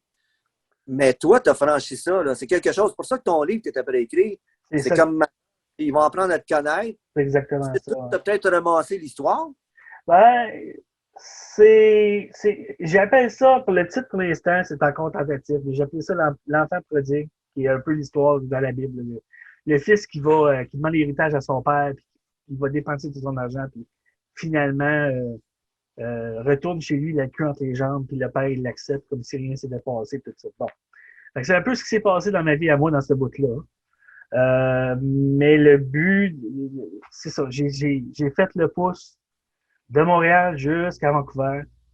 La vallée au Canada, en fait. J'ai été cueillir des cerises pour un été. J'ai été souffrir pour un été, je veux dire. Je me suis retrouvé sans maison, sans logis. Quand je suis parti, j'avais une blonde. Elle m'a laissé là-bas. J'avais plus de tente, plus de sac à dos, plus de sac à couchage, plus rien. Fait que je mangeais dans les églises, là, les dîners. Ils appelaient ça les soup kitchen, qu'ils appelaient. Fait que je mangeais là-dedans. Le travail n'avait pas commencé encore parce que la saison était retardée. Fait que tu ne peux pas cueillir les cerises tout de suite. Puis ben, c'est ça. Fait que, quand tu n'as pas d'argent, tu ne peux pas ramasser les cerises. Tu vas participer des soup kitchen, tu essaies de trouver n'importe quel moyen de te faire de l'argent, tout ça. Puis lorsque la saison a commencé, ben, tu es payé 2 de la chaudière de cerises que tu ramasses. Hey, tu penses que ça t'en prend de l'argent pour ramasser de quelque chose pour manger, là? Une chaudière de cerises, là, c'est une affaire comme une centaine de cerises dans une chaudière. Okay?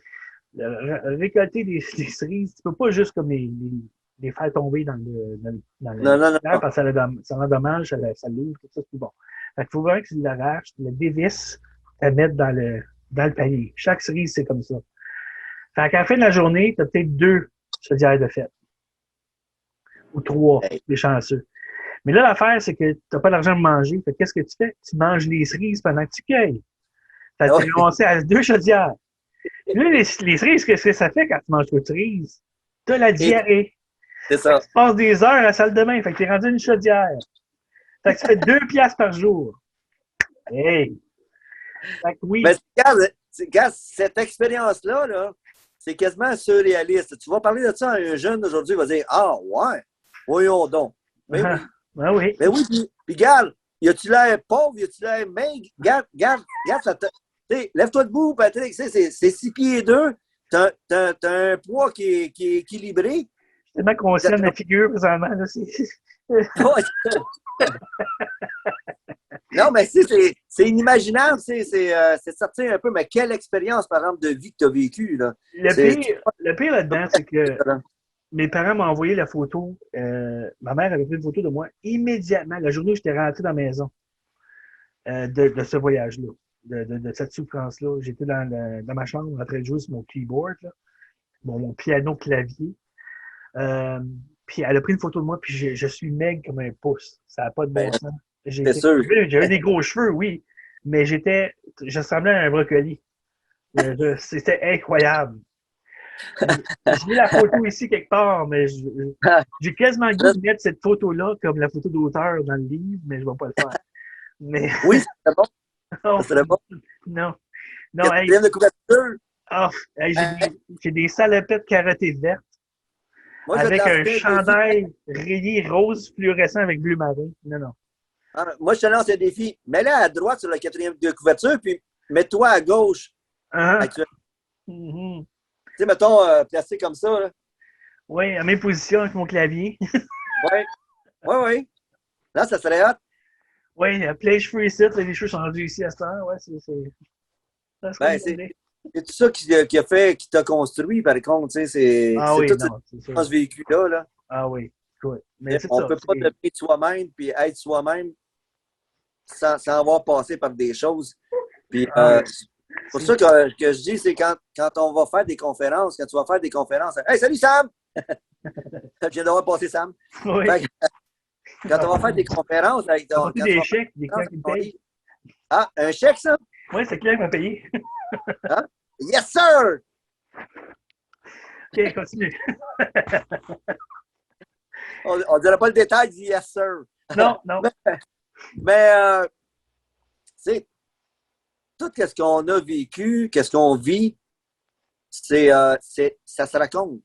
Ah oui, c'est sûr. C'est sûr, c'est Ça se sûr. raconte. Quand on fait un résumé de ton livre que tu as dans tes mains, que tu es après écrit, ce sont des exemples de vie. Ça ne veut pas dire qu'on dit aux jeunes, faites ce que tu as fait. I mean, comme présentement, si tu y penses, là, tous les livres que j'ai écrits, à part Alfie, c'est tout du vécu. Oui. C'est tout Oui. du vécu. Donc oui, ça s'écrit les livres. Le parien est différent, par exemple? Oui, c'est vrai. Là, il y a 2 livres que j'ai écrits qui c'est pas du vécu. Ouais, c'est vrai. Oui. Ouais, pas rien, c'est pas du vécu. Moi, j'ai vu les images, je peux te parler que quand tu passes dans le livre, on ne te reconnaît pas. Il faut porter attention. Tu vas être là très souvent dans le livre. Toi aussi. Pas moi. Pas Non, moi. non, Non. je sais. Mais je peux arranger ça, c'est moi le graphiste. Non, non. Non, non. Les gens qui me connaissent vont voir, par contre, parce qu'il y a des gens que je connais qui vont faire l'achat de ce livre-là, probablement 75% à cause de ce que je vais avoir mis dedans. Et j'ai eu peur, je pense que c'est probablement 75$, je suis comme sérieux. Non, mais je veux dire que j'ai quand même un lot d'amis qui savent un peu que j'ai comme auto, là, puis quand ils vont voir, mais quand ils vont savoir que les années 70-80, qu'ils vont voir des modèles peut-être qu'ils ont eu eux-mêmes, Oui. ben, je pense qu'ils vont acheter la bande dessinée juste pour ça. Oui, c'est sûr. On va avoir Après, des gars après, ils vont découvrir d'autres choses. Mais je veux dire, c'est comme Cynthia, Martine, tu sais, ses amis, là, entre toi et moi, ils sont dans la santé. Ouais. Quand ils vont savoir qu'elle, elle est vedette dans un livre, mais sans qu'on tienne compte de sa personnalité réelle, parce que là, on a imaginé quelque chose d'autre qui est vraiment comme un vrai volcan. Là. Oui, il faut le dire, là, c'est pas représentatif. Là, mais... Non, c'est ça. Sauf qu'on va en début de livre, justement, pour expliquer qu'on a vraiment créé sa personnalité. Ouais. Comme toi, ils vont te voir souvent, mais il faut qu'ils portent attention. Là, ça va devenir quasiment un concours, ça. T'es où? Tu fais quoi? Psychiatrique. Mais c'est le fun parce que, écoute, ça nous fait découvrir bien des choses. C'est tellement agréable de créer. Yeah. Non, c'est le fun. Et de dire qu'on vit de ça. Oui. Oui. On vit de ça. On a envie. Je veux dire, c'est beaucoup, beaucoup de travail, mais oui, on arrive à en vivre. Oui. Ouais. C'est sûr que des fois, on mange peut-être les fonds de chaudron comme les cerises qu'il n'y a plus dans le fond du bol, là, mais... mais écoute, je peux te dire qu'écoute, au tout début, l'année passée, 2020, je me grattais la tête là, parce que dans les premiers jours, moi, j'étais au Salon du Livre à Saint-Hyacinthe, puis la foire. Puis quand j'ai vu annoncer ça, si je ne me trompe pas, c'est un samedi, mais je ne sais pas si c'était un samedi. Je pense que c'est un samedi, oui, parce qu'il y avait du hockey à télé. Et quand j'ai vu comme, c'est qu'il annonçait que tout était pour fermer, là, wow! Ah, j'ai dit, voyons non, qu'est-ce qui se passe là? Écoute, je me suis pincé, puis la semaine d'après, je n'étais pas celui qui était très agréable à jaser. J'étais plutôt découragé. Là. Je me disais, voyons donc, on fait quoi là? Moi, je suis actif dans les salons du livre, moi, je suis actif dans les librairies, moi, je suis sur la route, moi, je représente mes livres, mais là, il n'y a plus rien. Là. Et puis, je peux te dire qu'il y en a qui ont connu des choses pas mal plus pires que moi. Oui. Puis Puis ça, ben, je me dis, ben, gars, ça fait partie des expériences ça aussi. Puis ça va être à raconter, puis ça va être à partager, là, chacun à notre niveau. Puis de Oui. dire, ben, là, on est encore là, tant mieux. Puis on passe à autre chose, puis on fait autre chose. Tu sais, tu penses à ça, tu as des gens qui vont probablement écrire un livre, ça fait l'année où tout a été suspendu, ou bien, je sais pas moi, l'année pause, mettons. Puis il y a des images, j'ai plein d'images présentement qui me rentrent dans la tête de photographies qui ont été prises dans les villes parce que c'était complètement vide. Les rues, tu sais, au début, quand c'était euh, personne marchait dans les rues, quoi que ce soit, il n'y avait pas de voiture, rien. Les rues étaient abandonnées. Comme New York, les rues vides, c'est très rare que tu vois ça. Donc, il y a Ouais. des photos qui existent de ça. Montréal, les rues vides, ça aussi, c'est quelque chose, tu sais, c'est surréel. Donc, ça, c'est quelque chose que, euh, j'en suis certain, plusieurs auteurs vont parler de leur expérience euh, qu'ils ont vécu à la maison en tant que telle, les histoires qu'ils ont. Remarque que pour moi, hein, ça a été une année où est-ce que la créativité a fait une paf, comme ah ouais, sort. Ouais. Ça m'a aidé de mon côté, ça m'a aidé d'exprimer parce qu'une fois que j'avais fini par rien, parce que tu m'as motivé à écrire par rien, parce que tu étais paresseux pour l'écrire, euh, Oui. mais, là, je fais des blagues. Mais ça m'a inspiré à écrire encore plus après. Parce que là, je dis, OK, c'est bien le fun de faire vivre mon ami Sam, tout ça. C'est nécessaire même. Euh, c'était le fun d'écrire Alfie, c'était le fun d'écrire Le Poirier. Mais là, Le Poirier m'a vraiment comme, hey, je suis capable d'écrire des histoires. Je suis capable de faire quelque chose que plus qu'un livre d'enfant. C'est ça qui m'a lancé à écrire ce que je fais là présentement. Fait que c'est tout ce que ça prend pour les gens qui écoutent présentement, qui regardent, qui disent, je ne sais pas dessiner, je ne suis pas capable d'écrire des livres. C'est juste commencer. Parce que d'un côté, vous êtes né, vous avez commencé à faire des essais en tant qu'enfant, vous n'avez juste pas continué. OK? Ouais. Deux, vous avez sûrement écrit un carnet, tu sais, ce qu'on appelle en anglais un diary, là. Ouais. Un Un journal, café, là, un journal un journal intime. personnel. Il y a sûrement du monde qui écrit un journal intime. Fait que les gens sont capables d'écrire aussi. Ils sont capables euh, de raconter des histoires. Il y a tout le temps à raconter des histoires. N'importe qui dans la famille, tu as tout le temps à raconter des histoires autour du feu, que ce soit. Mais chaque personne a une histoire à raconter. Moi, c'est ce que je pense. Euh, Oui, ben oui. Puis le pire, c'est des fois, on va s'arrêter soi-même. C'est le pire obstacle qu'on a dans la vie, c'est nous. yeah, oui. Puis me souviens, j'ai rencontré une personne dernièrement qui me disait, ben, j'aimerais ça écrire, puis je sais pas comment qu'on commence. Ben, déjà, vous commencez à me l'expliquer, puis je commence à comprendre ce que vous voulez dire. Ben, je Mm-hmm. dis, écoutez, continuez à vous raconter à haute voix s'il faut chez vous, puis écrivez. Vous racontez des choses que vous avez vécues, que vous voulez vivre, puis écrivez. Bon, mais j'écris super mal, je fais un paquet d'erreurs. Je dis, écoutez, moi aussi, je fais beaucoup d'erreurs. Mais je me suis entouré d'une correctrice, puis en plus, j'ai engagé un réviseur. Puis là, on a un réviseur de qualité. Fait Mm-hmm. que je dis, hey, moi, là, le filet, il y avait des grosses mailles, puis moi, quand j'écrivais, ben c'est sûr que je passais au travers de ces mailles-là, puis je me disais, moi aussi, j'écrirais pas. Mais quand j'ai commencé à me dire, j'écris, puis je me mets pas d'emprise sur la façon que j'écris ou les erreurs que je fais. Ouais. J'écris, je me corrigerai une deuxième fois. Puis écoute, je te l'ai dit, je l'avoue difficilement, là, mais dysorthographie, c'est moi. Puis je désorganise une phrase, moi, donne-moi une page, puis dans la page, il va y avoir deux phrases que, wow, il faut que je fasse une lecture parce que à la seconde lecture, je me dis, wow, OK, j'ai mis un O, je voulais mettre un A. J'ai mis un I, ben, c'était un Y. Tu sais, puis je le vois, mais ça, moi, ça me gênait. Écoute, quand j'étais à l'université, j'avais la difficulté à remettre mes travaux qu'on faisait dans la classe. Parce que je disais toujours à l'enseignant, je peux-tu vous parler? Je voulais lui dire que j'étais dysorthographie. Puis quand j'étais en cours de psychologie, je me faisais un propre diagnostic sur moi. Puis je me disais, oh boy, je suis ça, je suis ça, je suis ça. Wow, pas drôle. Mais j'ai commencé à dessiner à l'université. Tu sais, il y a quelqu'un qui m'a dit, tu devrais mettre tes textes, mettre des images là-dessus. Ben, je dis, moi, mes images, je les ai. C'est les textes que je vais pondre après. Fait que Mm-hmm. je pas. Puis là, tu vois, c'est à l'université que quelqu'un m'a dit, ben là, OK, commence. Puis c'est Le Blanc de Nuit est né dans ces années-là. Là. C'est ça. Hein?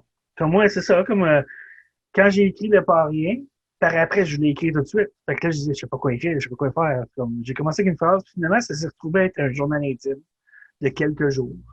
Comme quelques jours qui ont passé, ça fait peut-être aider quelqu'un qui veut écrire un livre. Ça a été juste je regarde dehors, il fait soleil, c'est beau dans les maritimes. C'est des affaires comme ça, des affaires niaiseries comme ça. Puis à un moment donné, j'ai fait, oh, là, l'idée. Puis c'est là que j'ai commencé à. Puis là, c'est là que je t'ai appelé, j'ai dit, j'ai un projet de livre, c'est ça que je veux faire. Est-ce que ça t'intéresse? Tu as dit, mon doux, oui, t'es prolifique et tout. Euh, il faut que Hein? j'arrête de faire ça. Le mot revient. Oui, oui. Hein? Il Mais, va bien? oui. Mais c'est ça, t'as dit, oui, oui, vas-y, comme, écris ça. Je dis, OK, parfait. Fait que là, c'est ça. Puis là, j'ai commencé. Puis là, je me suis rendu compte, tu sais, parce que je pensais que c'était pour être un livre juste de 8 chapitres. Puis là, je suis rendu au chapitre 6, puis je suis même pas à moitié, comme, de l'histoire au complet. Parce que c'est une grosse histoire d'amour, là, ce livre-là. C'est ça que c'est. OK? C'est tout été causé par une fille, cette histoire-là. Fait que c'est cette histoire-là que je raconte, finalement. C'est celle-là où est-ce que j'ai vraiment appris plein de choses. Tu sais, je suis devenu un homme grâce à ça. Là. J'ai arrêté d'être un petit gars qui veut se faire aimer, puis je suis devenu une personne qui se respecte après. Tu sais. Fait que, mais c'est ça. Ça a juste commencé par une couple de lignes journalier. Le soleil, un beau printemps ici, au Maritime, à Moncton. Le soleil reluit sur le blanc de la neige, blablabla, des affaires comme ça. C'était un petit peu quétaine poétique, là. Mais une fois que l'idée est rentrée, comme bang, ça sortit, puis ça part. Ce que tu as à faire, c'est juste écrire une première phrase, puis partir avec cette phrase-là. C'est comme, Ouais. c'est ça que c'est. Comme Ça, une note ben, de musique. ça, c'est bizarre parce qu'il y a une couple d'années passées, tu m'avais demandé d'écrire un livre, j'ai dit, t'es fou, toi? Je suis Ouais. un illustrateur, moi, je suis pas un écrivain. Fait que, pas un auteur, j'aurais dit. Fait que, ouais, non, c'est ça. J'ai une autre, je viens de découvrir que je suis capable de faire ça aussi. Fait que c'est le fun.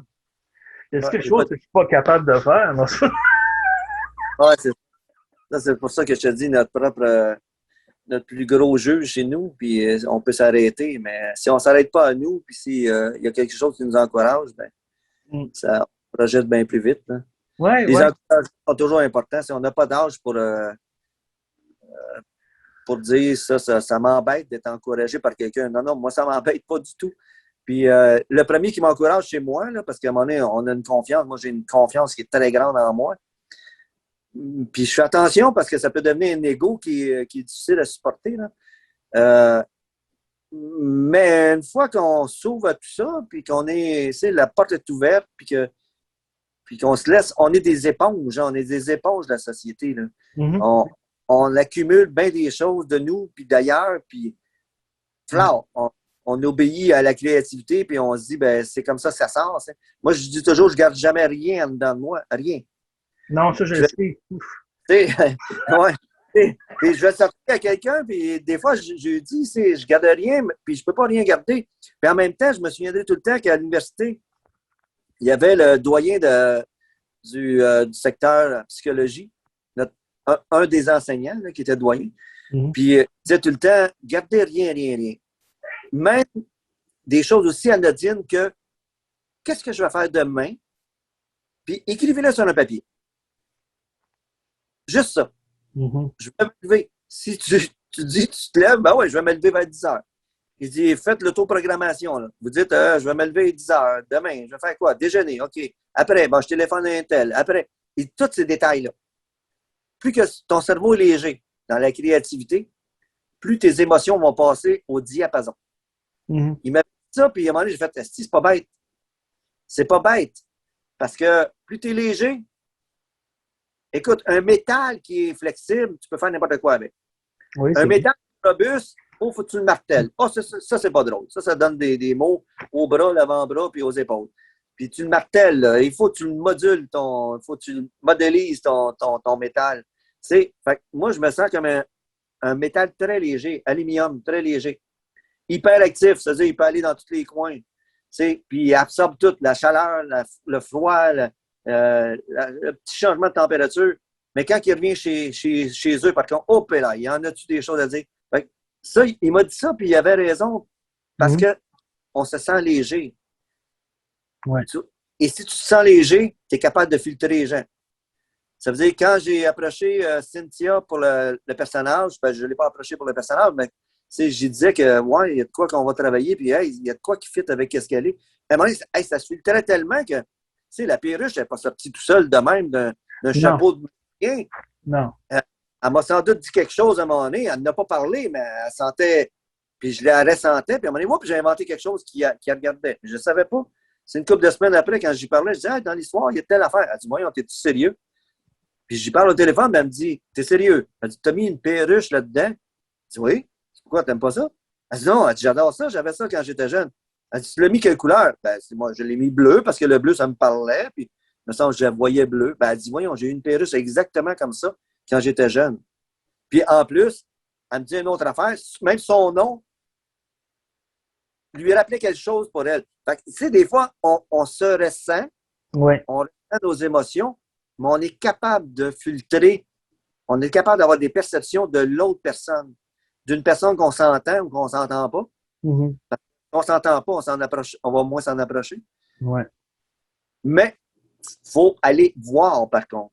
C'est moi, quand il y a quelqu'un qui me donne, qui m'amorce quelque chose, mettons, de négatif, moi, je vais aller vérifier quand même. Je suis assez curieux. Je vais m'approcher de cette personne-là. Si ça se confirme que oui, c'est trop négatif, je vais finir par avoir un petit pas en arrière, mais je vais quand même avoir accepté cette personne-là, puis je vais quand même avoir fait un lien qui va être assez important pour que je puisse dire c'est quoi qui ne va pas chez moi. Parce que la personne, elle est elle.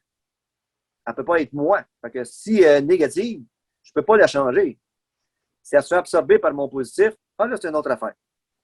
Mais je ne peux pas la changer. Parce que quand même, j'y parlerai, puis ça me rappelle une autre affaire, puis l'autre affaire est négative.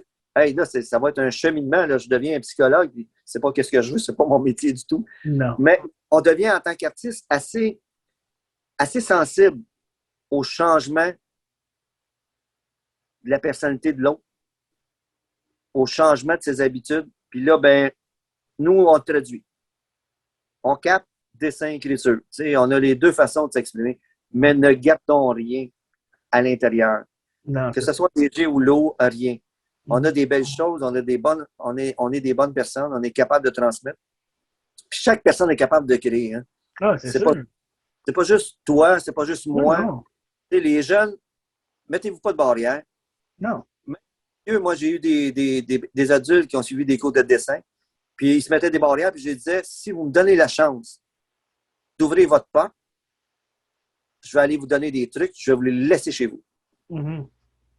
Puis quand ils me donnaient cette chance-là, ben eux, après quelques semaines, quelques mois des fois, ils me disaient tout le temps, « Hey, c'est vraiment bon ton truc. Tu as ouvert la porte, tu as débarqué ton petit bagage, tu l'as laissé là, je l'ai pris quand je pouvais. Quand j'ai pu, je l'ai pris, puis j'étais tellement heureuse de voir ce qu'il y avait dedans. » Ouais. C'est de dire, vous êtes capable de le faire. Il n'y a pas juste moi qui est capable de dessiner, il n'y a pas juste moi qui est capable d'écrire, il n'y a pas juste moi qui est capable de faire du sport, il y a pas, etc., là, dans tous les domaines. Tu sais, dernièrement, j'ai rencontré une personne non-voyante.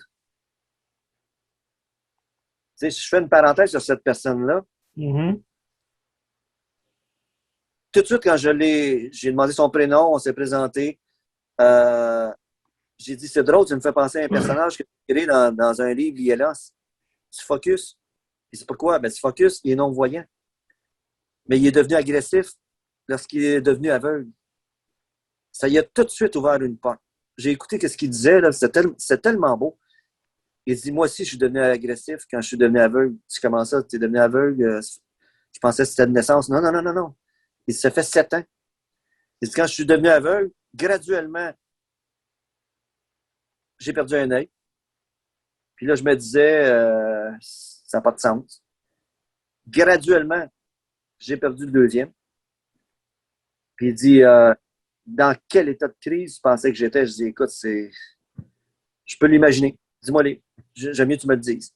Là, il dit, j'ai voulu perdre la vie. Je viens de perdre les yeux. Là. Il dit, y a-tu quelque chose de précieux?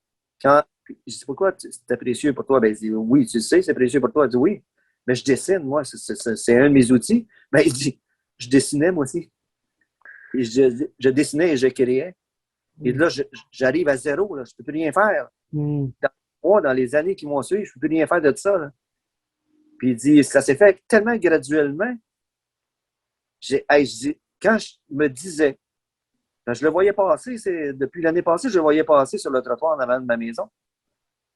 Puis je me disais tout le temps, il faut que j'y jase, il faut que l'autre fois, ça a donné, j'étais en avant de la clôture, il passe sur le trottoir, la clôture est au côté du trottoir, puis, hop, je me tourne, il est là.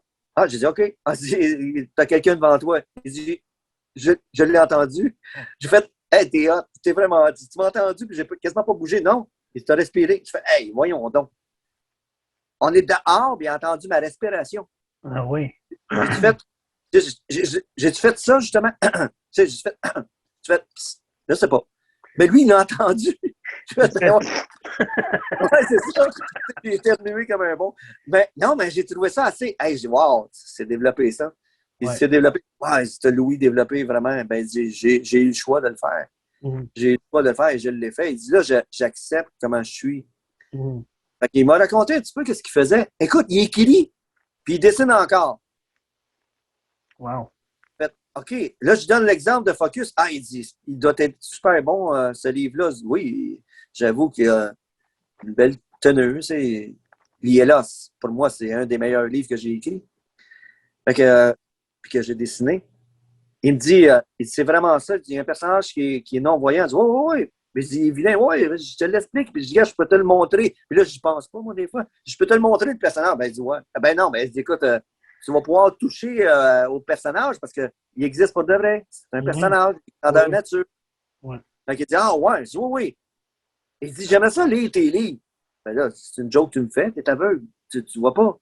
Non, non, mais il dit, je peux les lire. Ben non, tu m'as dit que tu voyais à peine la clarté du soleil. Tu vois rien d'autre.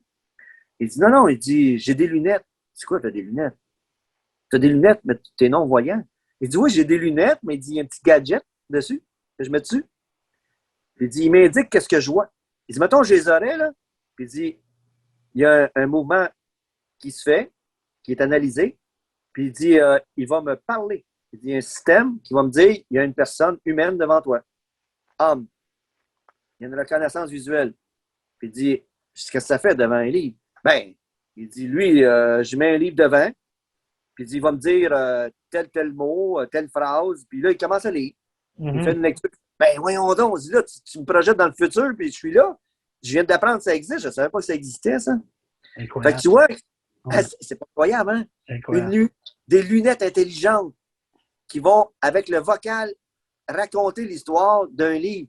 Il va venir me le montrer, cet objet technologique-là, parce que j'ai jamais vu ça.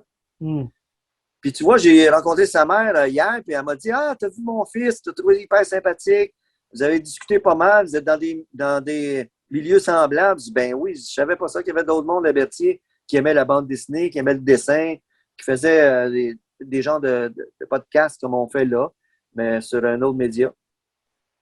Ben, je dis, OK, je dis, regardez, c'est super le fun. Ben, elle dit, hey, lui, il est dans l'énergie de ce que tu fais. Un auteur, un illustrateur qui vit de ça au Québec, elle dit, il n'y en a pas des tonnes.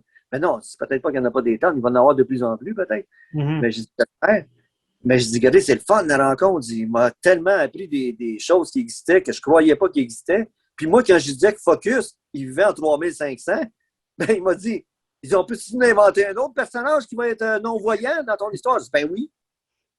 Ben, le prochain livre que je viens de chercher, c'est l'IAS 1. Il dit, là, je vais avoir Mégane et sa licorne magique, parce qu'il dit, je veux voir la magie qu'elle a, puis comment tu écris dans les livres pour enfants. Ben, je dis, correct. Fait qu'il est parti avec Mégane et sa licorne magique. Ouais. Puis, il va lire ça avec son appareil techno, là. Je fais, aïe, c'est bien hot. Wow, incroyable. Hein? C'est le fun de voir les gens qu'on rencontre, juste par le fait. Oui, puis c'est lui qui va nous emmener 2 personnes qui vont faire de la bande dessinée qui viennent d'Europe. OK. Wow, cool. Ça va être le fun, ça va être à suivre, ça. Mais là, je regarde l'heure, là. Martine est supposée revenir, là. Je pense qu'il a fini de changer son pneu, ben, je suis pas mal certain. On va les rejoindre pour le prochain qu'on va faire, parce que le prochain qu'on va faire, ben, on va peut-être inviter des gens. On va mettre, du contenu, on va en rajouter. Là, on s'est décrit pendant une couple d'heures. Tu t'es décrit pendant une couple d'heures? Ça fait 1h30, 2 heures qu'on parle, là. Les gens vont apprendre qui on est. Ça, c'est très important. Puis, qu'est-ce qu'on fait et qu'est-ce qu'on va faire. Ouais. Puis, peut-être que les gens aussi vont dire, ben nous aussi, on va le faire. Nous aussi, on va créer. Nous aussi, on va... Si c'est ça notre but, ben J'espère qu'on va l'atteindre avec des C'est gens. Puis des gens qui vont... quoi? On devrait lancer une invitation, par exemple. Si vous êtes un illustrateur ou un auteur, vous voulez participer au podcast, envoyez-nous un message. Je vais mettre des liens là, en bas du vidéo. Là. Comme ça, c'est en mesure de rentrer en communication avec nous. La personne technique, donc ça va être moi, là, évidemment, parce que c'est moi qui travaille les ordinateurs. Fait que c'est ça. On va pouvoir vous inviter à notre podcast en tant qu'invité, tout ça, puis on va pouvoir justement promouvoir vos œuvres, vos œuvres littéraires ou visuelles. C'est ça, donc Martine va être avec nous autres la prochaine fois, c'est encore mieux, parce que là, le titre va avoir plus de sens si Martine est là. Mais quoi qu'elle m'a texté, elle a dit qu'elle est prête pour rentrer, mais écoute, on n'a plus de temps. Fait que je m'excuse, Martine, on va y aller la semaine prochaine, puis... Il faut accepter, hein? On est tous différents. Hein? Oui, c'est ça. Fait qu'écoute, la semaine prochaine, on la présentera à tout le monde, puis ça va nous faire plaisir de la présenter. Fait que, pour ma part, moi, ça m'a fait plaisir de parler avec toi aujourd'hui, Jean-Pierre. Ben, merci. Ben oui. Ça m'a fait plaisir de jaser, c'est le fun, ça fait différent que d'être au téléphone. Oui, hein, puis on fait beaucoup moins de jokes, je trouve, quand on est sur vidéo, c'est le fun. Ah, c'est la première. Là, on se présentait. On se présentait. Oui, il faut avoir l'air un minimum de sérieux. Alors donc, oui. Derrière ce que vous voyez, il y a quelqu'un qui a le goût de rire et de faire des jokes, mais je me suis retenu par contre. Là, mais... Moi aussi, plusieurs fois. Les prochaines fois, on va avoir moins de retenue, peut-être. Il va falloir avertir les invités que, oui, c'est ça. On a tendance à. Il y a plusieurs portes qui sont ouvertes aujourd'hui. J'aurais dû passer dedans, mais j'ai pas été. Fait que. Pour terminer, je vais te présenter Patrick Hardy qui est en haut. Ici, là, pour moi, il était là. OK. Moi, t'es là. Fait que c'est ça. Fait que. Non, c'est ça. Fait que, revenir la prochaine fois. On va revenir probablement la semaine prochaine. Ben, pas probablement. On va revenir la semaine prochaine. Puis on va avoir un invité ou une invitée. Donc, n'oubliez pas, si vous êtes intéressé à participer au podcast, laissez-nous des commentaires ici, bas. Et on va vous revenir avec vous. Puis, on espère que vous avez apprécié ça. Alors, c'est ça. Merci Jean-Pierre. Allez! On va vous dire à la prochaine.